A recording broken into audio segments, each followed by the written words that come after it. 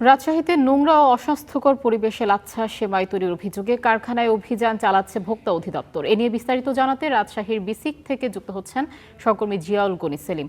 সেলিম, ভোক্তা অধিদপ্তর যে অভিযান চালাচ্ছে সেখানে অনিয়মের কোনো প্রমাণ কি তারা পেয়েছে কিনা এবং জেল জরিমানা করা হয়েছে কিনা জানাবেন।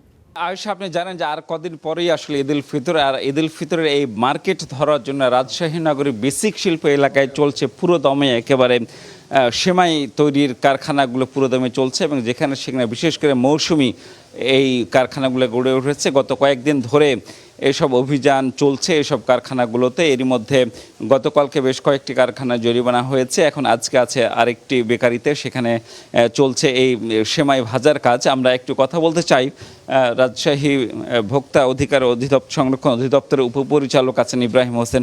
আপনি একটু আমাদের বলবেন যে আসলে আজকে কি পরিস্থিতি দেখছেন এই অভিযানে এসে?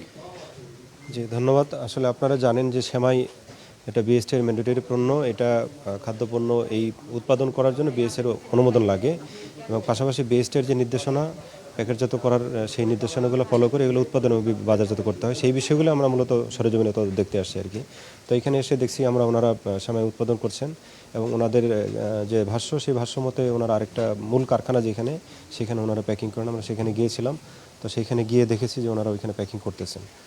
তো এরপরেও যদি আমরা কোথাও কখনো দেখি যে তার পণ্য মানে প্যাকেট না করে বাজারজাত হচ্ছে বা নিয়ম নীতি না মেনে যদি কোনো রকম কাজ করে থাকে, সেটা আমরা পেলে অবশ্যই আইন অনুযায়ী ব্যবস্থা নেবেন।